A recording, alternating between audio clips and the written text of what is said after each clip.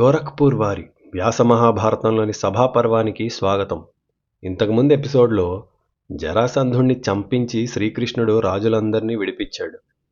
భీముడికి ఎనలేని కీర్తిని, ధర్మరాజుకి సంపదని, ఆ కాపాడబడిన రాజుల స్నేహాన్ని ఇచ్చాడు. ఇక ధనాన్ని సంపాదించటానికి, అందరు రాజుల్ని గెలవటానికి పాండవులు బయలుదేరటానికి సిద్ధపడ్డారు. ముందుగా జగదేక వీరుడు అర్జునుడు గాంధీవాన్ని చేతపట్టి మెరుపులా మెరుస్తూ అత్యంత ధనవంతులు, బలవంతులు ఉండేటటువంటి ఉత్తర దిక్కుకి తాను వెళ్తానని ముందుకొచ్చాడు. వ్యాస భగవానుడు మిగతా అన్నదమ్ముల దిశానిర్దేశం కూడా చేసి మంచి ముహూర్తంలో శుభప్రదంగా దిగ్విజయ యాత్ర మొదలుపెట్టాడు. Welcome to gossip tree. ఒక క్షత్రియుడికి, ఒక వీరుడికి, సమాజంలో గొప్ప కీర్తిని సంపాదిద్దాం అనుకునేవాడికి ఉండాల్సిన మొదటి లక్షణం ఉత్సాహం. ఉరకలేస్తున్న రక్తం కండల్లోకి చేరి బలాన్ని, బుద్ధిని వాడి ఎగసిపడే అలల్లా ఎంత పిడుగుపడినా తట్టుకునే పర్వతంలా ఉండటం వీరుల లక్షణం. అలాంటి ఇంద్రతనయుడు అర్జునుడు తన యాత్ర మొదలుపెట్టాడు.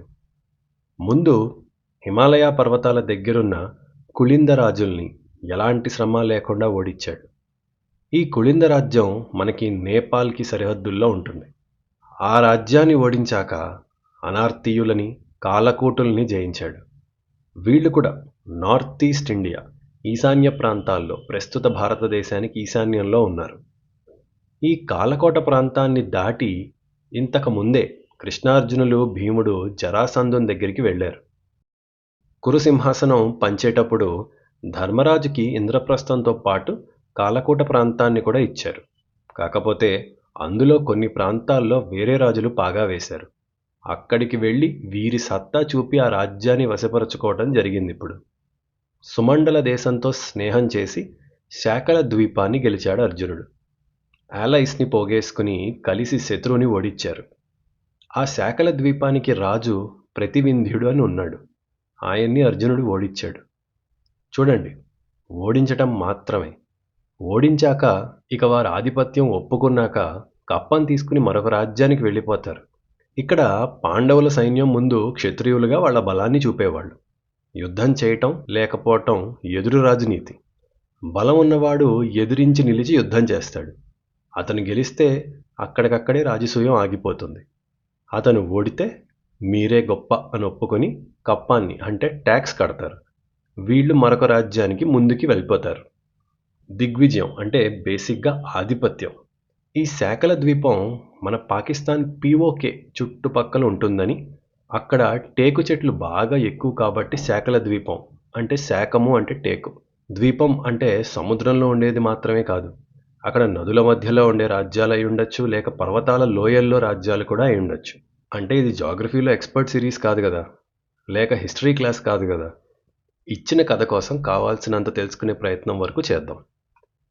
అర్జునుడు ఆ గెలిచిన రాజ్యం సైన్యాలని కూడా పోగేసుకుని ముందుకి వెళ్తున్నాడు. సో ఇందులో ఒక పద్ధతి ఉంది. ముందు బలహీనమైన, లేక తేలికైన, లేక దగ్గరగా ఉన్న రాజ్యాల మీదకి వెళ్తారు. వారిని ఓడించాక సైన్యాన్ని చంపరు కదా ఎలాగూ, వారితో తీసుకుని వెళ్తారు. ఆ సైన్యం కోసం అంటే వాళ్ళ ఆహారాలు, తినుబండారాలు, వాళ్ళ క్షేమం అంతా కోసం ఆ ఓడిన రాజే ధనాన్ని ఇస్తాడు. అలా ముందుకెళ్లే కొద్దీ సైన్యం పెరిగిపోతూ ఉంటుంది. అలా వీళ్ళందరినీ తీసుకుని అర్జునుడు ప్రాగ్జ్యోతిషపురానికి వెళ్ళాడు. ఇది అస్సాం, నేటి అస్సాంకి ఉన్న చారిత్రక పేరు ప్రాగ్జ్యోతిషపురం. అక్కడ రాజు భగదత్తుడు. ఆ భగదత్తుడికి అర్జునుడికి గొప్ప యుద్ధం జరిగింది.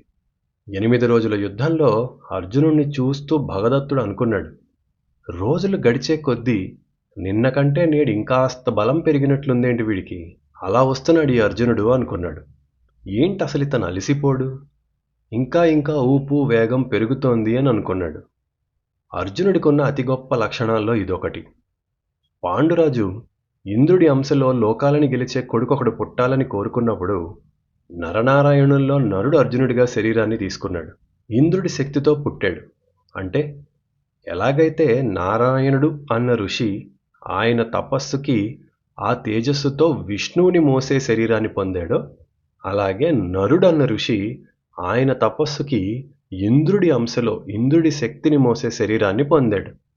అలాంటి అర్జునుడి స్పెషాలిటీ ఆర్ విశిష్టత ఏంటంటే, యుద్ధం అంటే అతని భుజాలు పొంగుతాయి.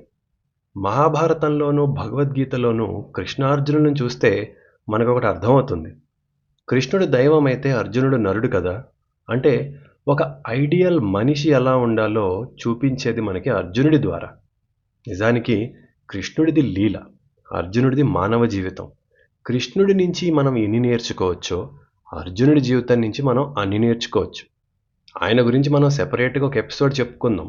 బహుశా నా దృష్టిలో ఇప్పటిదాకా ఎవ్వరూ కూడా చెప్పని చూడని పర్స్పెక్టివ్ని చూపించే ప్రయత్నం నేను చేస్తాను. ఆయన పాత్ర విశ్లేషిస్తూ వ్యాస భారతంలో ఉన్న దాని ఆధారంగా మాత్రమే, ఏది పడితే అది కాదు. సరే, ఇక్కడ చూస్తే రామాయణ మహాభారతాల్లో శరీర అవయవ పొందిక, యుద్ధం చేసే తీరు, రూపం శ్రీరాముడిది అర్జునుడిది వీళ్ళిద్దరివి చాలా దగ్గరగా ఉంటాయి పోలికలు. ఎందుకంటే ధనుర్వేదంలో ఆ యుగంలో ఆయన, ఈ యుగంలో ఈయన టాపర్స్ అనుకోవచ్చు. అందున ఆ రూపం, ఆ అందం అవన్నీ కూడా దగ్గరగా ఉంటాయి. రాముడు రాముడే కానీ అర్జునుడు కూడా ఆయనకి చాలా దగ్గరగా ఉంటాడు వర్ణంలో. సో అలాంటి అర్జునుడి యుద్ధం చూసి ఈ భగదత్తుడు ఆశ్చర్యపోయాడు. చివరికి ఓడిపోయాడు. ఆయనకు ఉత్సాహం, ఈయనకి నీరసం. కానీ ఆ క్షాత్రం చూడండి, వాళ్ళేమీ శత్రువులు కాదు. ఇది సహజంగా జరిగే ఛాలెంజ్, పోటీ రాజులకి. కనుక ఓడిపోయి ఆ భగదత్తుడు అన్నాడు, ఉపపన్నం మహాబాహో త్వయీ కౌరవనందన పాకశాసన దాయాదే వీర్యమాహవ శోభిని. ఇంద్రుడికి కొడుకువని నిరూపించుకున్నావోయ్. సంగ్రామంలో నీ శోభా పరాక్రమం చాలా గొప్పగా ఉన్నాయి. నీ పేరుకు తగ్గ యుద్ధం చూపించావు. ఇలా అని ఇంకా భగదత్తుడు అన్నాడు, నేను మీ నాన్న ఇంద్రుడికి స్నేహితుణ్ణి, యుద్ధంలో అతనితో సమానుణ్ణి. కానీ నీ యుద్ధం చూస్తే నువ్వు ఆయనకన్నా గొప్పవాడివని అర్థమవుతోంది. సరే, నేను ఓడిపోయాను, ఇప్పుడు ఏం చేయాలి అని అడిగాడు.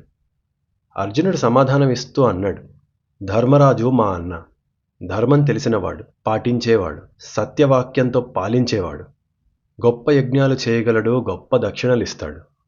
అతన్ని మేము చక్రవర్తిని చేయాలనుకుంటున్నాం. మీరు దానికి ఒప్పుకుని కప్పాలు కట్టండి. మా తండ్రి ఇంద్రుడికి స్నేహితులన్నారు, మిమ్మల్ని ఆజ్ఞాపించలేను. ప్రేమతో నా కోరికని మీరే ఆదరించండి అని అడిగాడు. అసలు ఈ భగదత్తుడు ఎవరో తెలుసా మీకు? కృష్ణుడికి ఈయనకి గొప్ప వైరం ఉంది. అదెందుకో తెలుసా? ఈ భగదత్తుడు కురుక్షేత్రంలో కౌరవ పక్షాన చేరాడు. ఇతను నరకాసురుని కొడుకు కాబట్టి కృష్ణుడికి శత్రువు.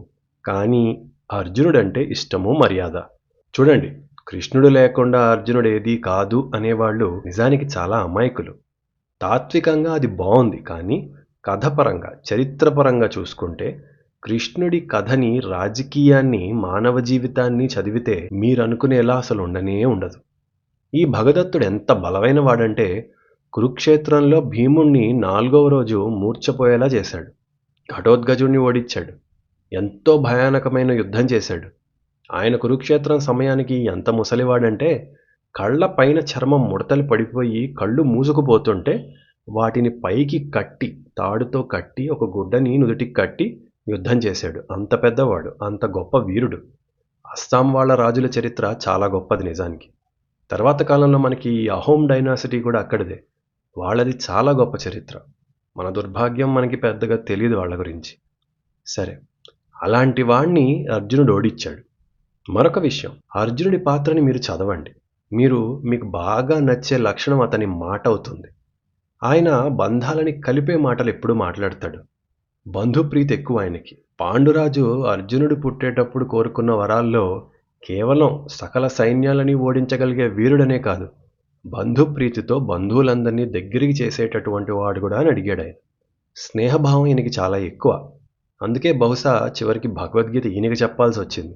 మిగతా వాళ్ళ యుద్ధానికి సిద్ధపడినా అర్జునుడు చేయలేకపోయాడు ఆ యుద్ధాన్ని. మీరు ఎప్పుడన్నా అందుకే ఒకటి గమనించండి, ఎంత గొప్పవాడైనా ప్రవర్తన పొగరుగా ఉంటే వాడెప్పుడు పడిపోతాడా అని చూస్తుంటుంది లోకం.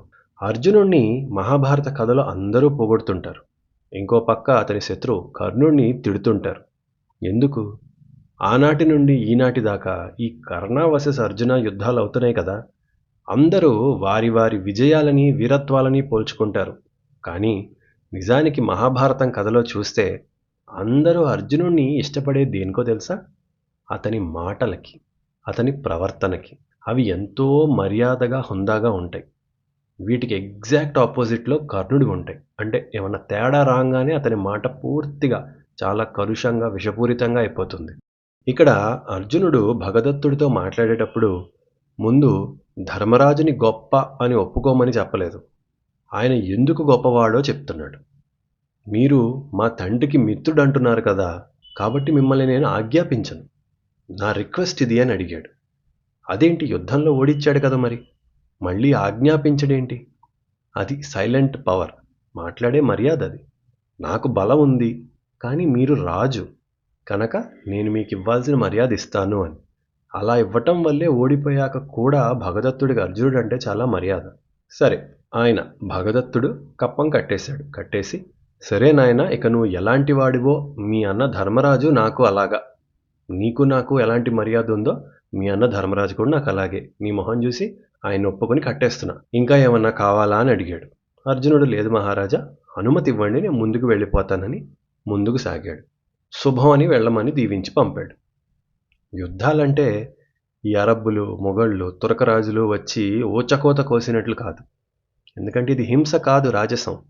అది దేశ చరిత్ర, క్షాత్రం. ఎవరన్నా అడిగితే అదేంటి మన రాజులు కూడా కొట్టుకుని చచ్చారు కదా అని అడిగితే, ఈ మహాభారతంలో యుద్ధాలు అవి జరగలేదా అని అడిగితే చెప్పండి. యుద్ధం జరగటం వేరు, ఇలా జరిగేవని చెప్పండి. ఇక అక్కడి నుండి అర్జునుడు కుబేర పాలితమైన ఉత్తరానికి వెళ్ళాడు.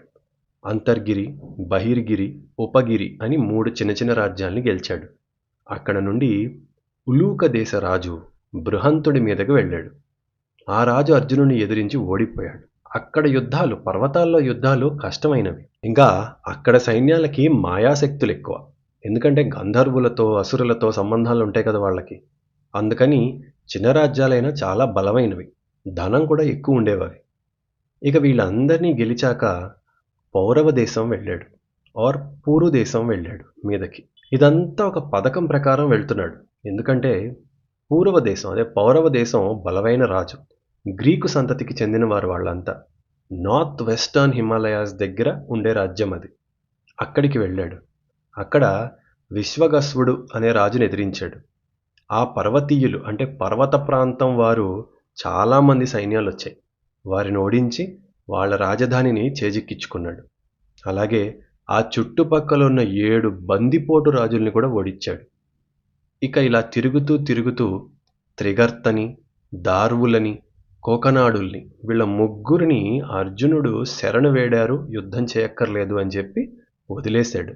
తరువాత ఇంకా ఎన్నో రాజ్యాల్ని గెలిచి బాహ్లికుల మీద పడ్డాడు.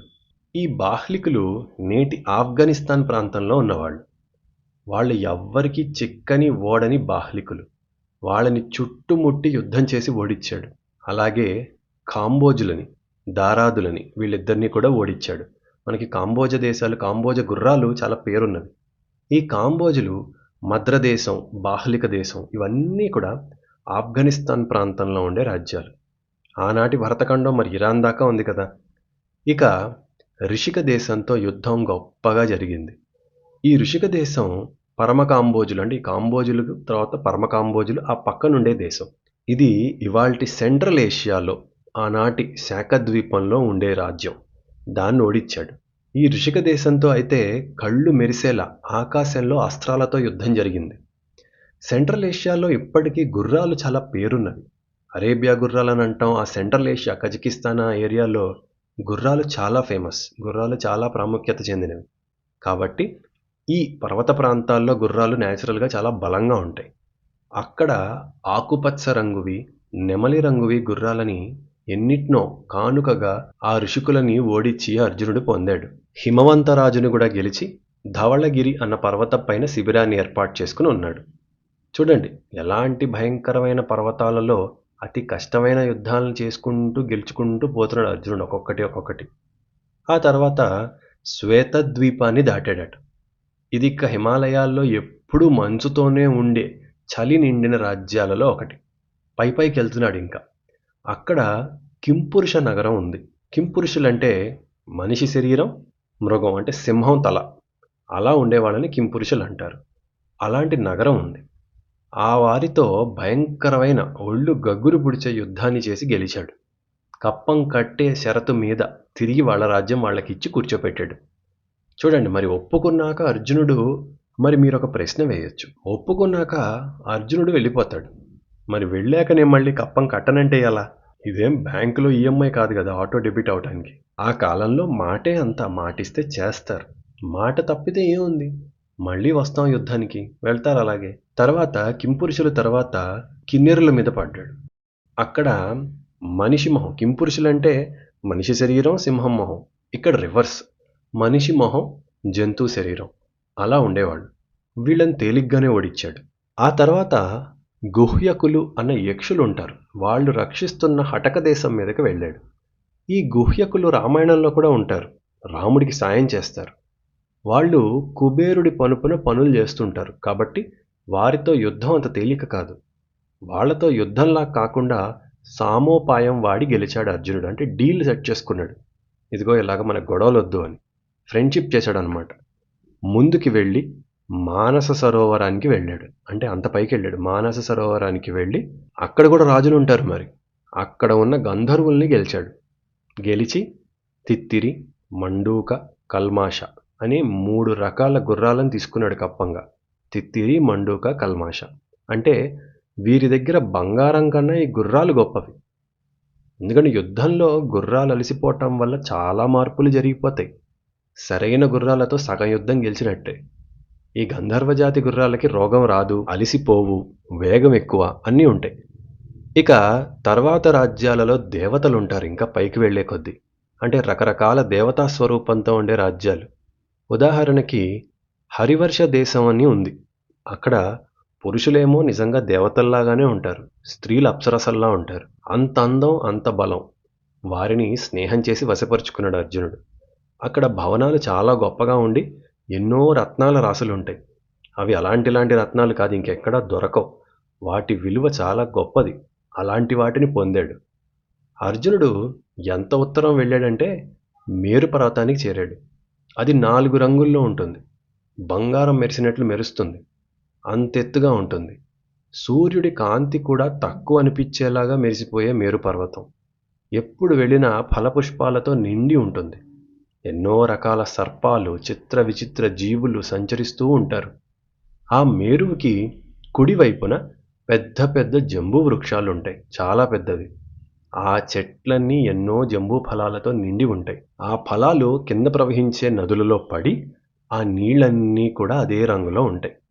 ఋషులందరూ అక్కడ చేరి గొప్ప శాంతిని పొంది పూజలు చేసి తపస్సులో ఉంటారు. అందుకే అక్కడ నుండి మన చోటికి జంబూద్వీపం అని పేరు. అక్కడ సిద్ధులుంటారు, చారణులుంటారు. వాళ్ళందరినీ చూసి ఎంతో ఆనందించాడు అర్జునుడు. అక్కడ కాస్త సమయాన్ని గడిపి వారితో ధర్మరాజ్ చేసే యాగం గురించి చెప్పుకున్నాడు. వాళ్ళు ఆనందించి కానుకల్ని, రత్నాల్ని ఇచ్చారు. అవి తీసుకుని ముందుకి కదిలాడు. ఆ జంబూ వృక్షం దగ్గర ఫలాల్ని తిని యుద్ధాల్ని చేసిన అలసటనంతా పోగొట్టుకున్నాడు. ఆ చెట్టు మీద బంగారు పక్షులుంటాయి. అక్కడ బురద కూడా బంగారు వర్ణంలో ఉంది. ఆ జంబూ వృక్షాలని దాటాక గంధర్వనాదాలు సామవేద ఉచ్చారణతో వినిపిస్తున్నాయి. అవి విని అటుగా వెళ్ళాడు. బంగారు మంటపాల మధ్యలో నృత్యాలు, గానాలు చేస్తూ ఎందరో సుందరమైన స్త్రీ పురుషులున్నారు. తను ఏనాడు చూడని వినని నది ఒకటి ప్రవహిస్తూ కనిపించింది. అవన్నీ చూసి కళ్ళని మనసుని నింపుకున్నాడు. వారు అర్జునుడిని చూసి ప్రేమగా కానుకల్నిచ్చారు. అవి తీసుకుని పశ్చిమంగా ఇక బయలుదేరాడు. అంటే వెళ్ళాల్సినంత వెళ్ళాడు, ఇంక చాలు, మళ్ళీ వెనక్కి తిరిగి వస్తున్నాడు. ఆ తర్వాత గంధమాదన పర్వతం దాటి కేతుమాల వర్షాన్ని చేరాడు. ఇక్కడ ఎన్నెన్నో పర్వత ప్రదేశాలని, ప్రాంతాలని దాటి దాటి ధవళగిరి చేరాడు. ఇది ప్రస్తుత నేపాల్లో ఉంది. ధవళగిరి మౌంటైన్ అని ఉంది. హిరణ్యకం అన్న నగరాన్ని చేరాడు. చాలా రోజుల తర్వాత ఒక నగరాన్ని చేరాడు మళ్ళీ. ఆ నగర వీధుల్లో నడుస్తూ ఉంటే ఆ మహళ్లలో స్త్రీలందరూ అర్జునుని చూసి బయటికొచ్చి మురిసిపోతున్నారు. వారి అందాలని చూపిస్తూ, ఆకర్షిస్తూ అతన్ని ప్రశ్నలు అడుగుతున్నారు. అక్కడ స్త్రీల అందం గురించి అయితే వర్ణించడం కష్టం. ప్రతి ఒక్కరూ చెక్కిన శిల్పాల్లాగా ఉన్నారు. అర్జునుడి శరీరాన్ని, రూపాన్ని, కిరీటాన్ని, ఆయుధాల్ని చూసి కార్తికేయునిలాగా ఉన్నాడు వీడు అని స్త్రీలందరూ ఇల్లు విడిచి వీధుల పడ్డారు. వారిలో ప్రేమ, కామం కలిగి ఇతని యుద్ధం ఎలా ఉంటుంది చూడాలి అనుకుని ఆ చేతులు చూడు, ఆ భుజాలు చూడు, ఆ కండలు తిరిగిన శరీరం చూడు అని ఒక్కొక్కళ్ళు గుసగుసలాడుకుంటూ కళ్ళతోనే తినేసేటట్లు చూశారు. కొంతమంది అయితే మేడలపై నుండి పుష్పాలని పుష్పమాలల్ని విసిరారు. అలా వెళ్తూ వెళ్తూ మహాబలవంతులు, సుందరమైన రూపం కల ద్వారపాలకులు ఎదురుపడ్డారు. అర్జునా, ఈ నగరం నువ్వు గెలిచేది కాదు. నీకేం కావాలి ఇంత సైన్యాన్ని తీసుకొచ్చావు అని అడిగారు. ఈ నగర ప్రవేశం చేసిన శత్రువు ప్రాణాలతో మిగలడని హెచ్చరించారు.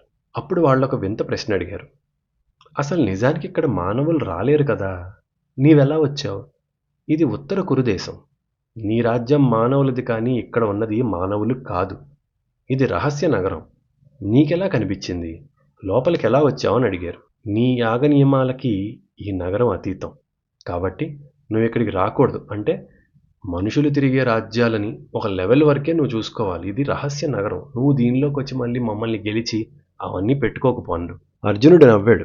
నవ్వి ఆశ్చర్యపోయాడు. ఆయనకు కూడా తెలియదు అలాంటి నగరం ఒకటి ఉందని.